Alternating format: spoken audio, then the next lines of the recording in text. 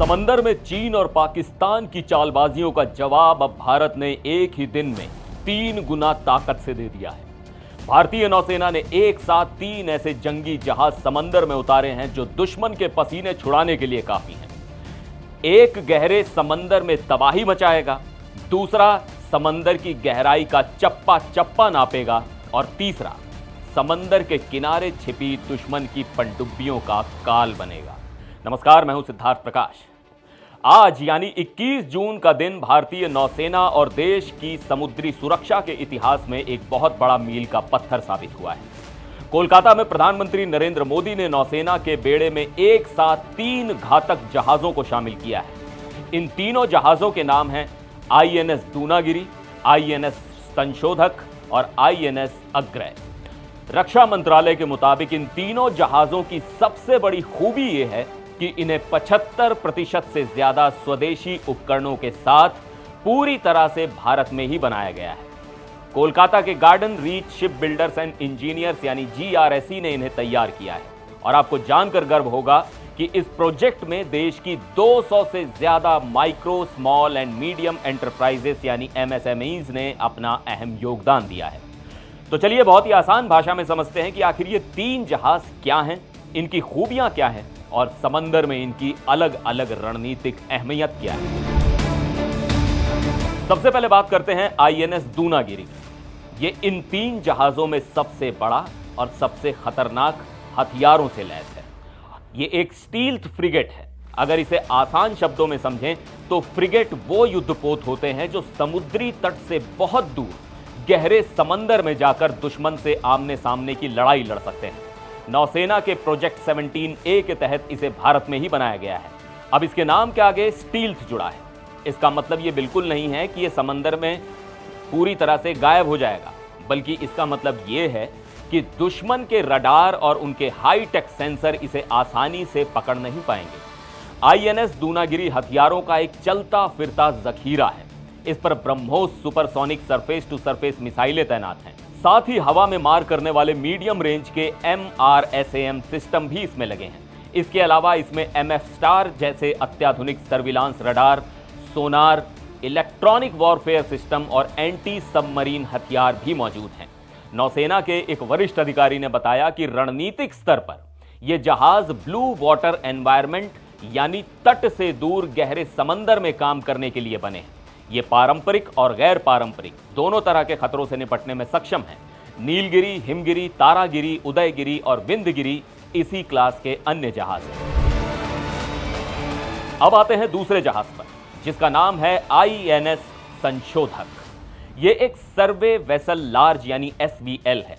जैसा कि इसके नाम से ही साफ है, इसका काम है समंदर में रिसर्च करना और गहराई को मापना। पानी की असल गहराई कितनी है, समंदर के नीचे की जमीन कैसी है, बंदरगाहों तक जाने का रास्ता क्या है और समुद्री रास्तों का डेटा जमा करना ही इसका मुख्य काम है। इस जहाज को autonomous under water vehicles, remotely operated vehicles और मल्टी बीम इको साउंडर जैसे बेहद हाईटेक सिस्टम से लैस किया गया है।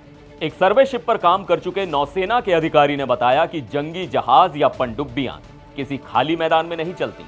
उन्हें समंदर की गहराई, चट्टानों और रास्तों की सटीक जानकारी चाहिए होती है।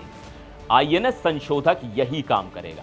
ये रास्तों की पहचान करेगा, जिससे हमारे जहाजों और पनडुब्बियों को सुरक्षित चलने में मदद मिलेगी। ये संधायक क्लास का चौथा और आखिरी सर्वे जहाज है।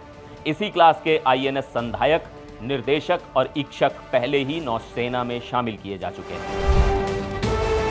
और अब बात तीसरे जहाज की, जिसका नाम है INS अग्रय। ये जहाज इन तीनों में भले ही सबसे छोटा है, लेकिन इसका रोल सबसे ज्यादा स्पेशलाइज्ड और पेचीदा है। ये अर्नाला क्लास का anti submarine warfare shallow watercraft है। सीधी भाषा में कहें तो ये तटीय इलाकों यानी छिछले पानी में पनडुब्बियों का शिकार करने वाला शिकारी है। इसमें लाइट वेट टॉर्पीडो, स्वदेशी एंटी सबमरीन रॉकेट लॉन्चर और बेहतरीन सोनार सिस्टम लगे हैं। तटीय इलाकों के पानी को अक्सर लिटोरल कहा जाता है। समंदर के किनारों पर किसी पनडुब्बी को खोजना सबसे मुश्किल काम माना जाता है, क्योंकि किनारों पर बहुत ज्यादा शोर और हलचल होती है। मछली पकड़ने वाली नावें, व्यापारिक जहाज और समुद्री गतिविधियां पनडुब्बी की आहट को छिपा देती हैं।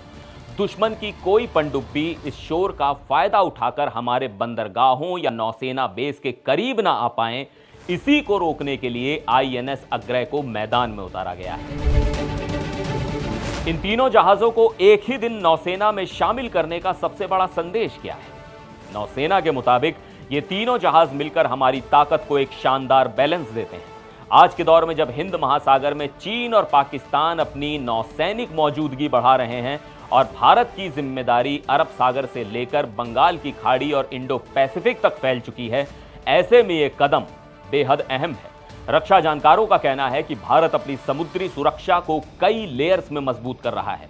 बड़े जहाज दूर जाकर लड़ेंगे, सर्वे जहाज समंदर को समझेंगे और छोटे जहाज तटों की रक्षा करेंगे।